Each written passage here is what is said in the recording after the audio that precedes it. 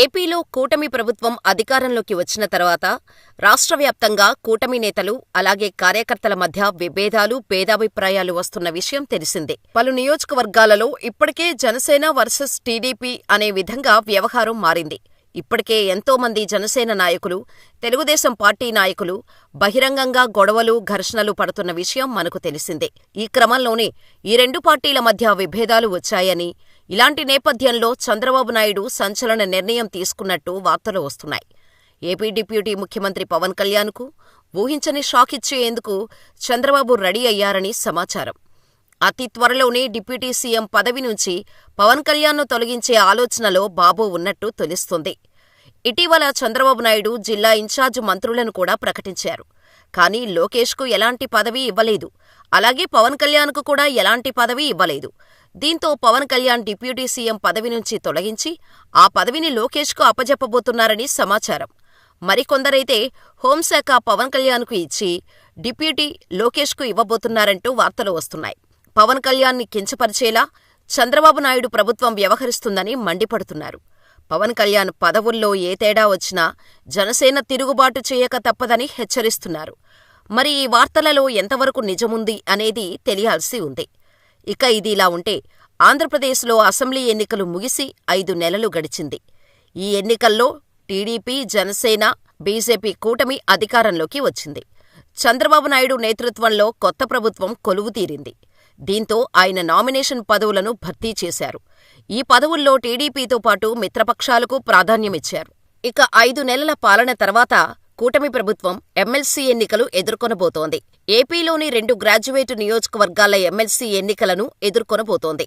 ఈ ఎన్నికల్లో టీడీపీనే 2 అభ్యర్థులను బరిలోకి దించాలని నిర్ణయించింది. ఈ మేరకు 2 అభ్యర్థుల పేర్లను అధికారికంగా ప్రకటించింది.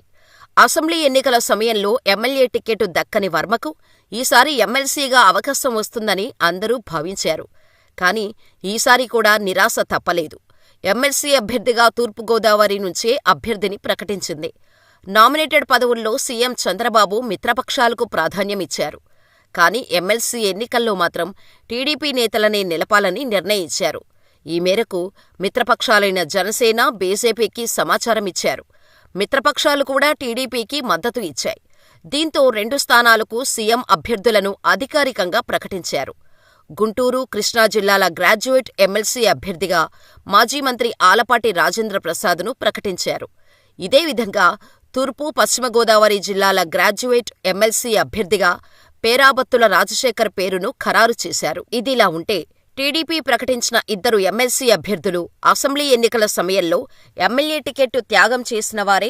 ఆలపాటి రాజేంద్రప్రసాద్ జనసేన నేత నాదెండ్ల మనోహర్కు ఓసం తెనాలి టికెట్ వదులుకున్నారు. ఇక పేరాబత్తుల రాజశేఖర్ కూడా అసెంబ్లీ ఎన్నికల్లో టీడీపీ టికెట్ ఆశించారు. కోనసీమ జిల్లా ఐపోలవరం మండలానికి చెందిన ఆయన ఎంపీపీగా, జెడ్పీటీసీగా పనిచేశారు.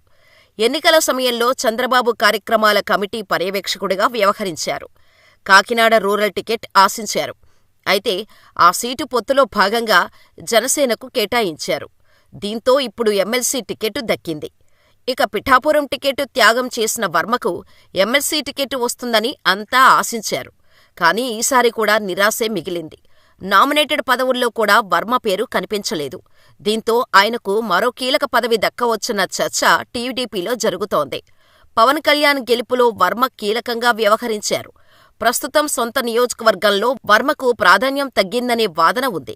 అందుకే వర్మకు పదవి విషయంలో తాత్సారం చేస్తున్నారన్న చర్చ కూడా జరుగుతోంది.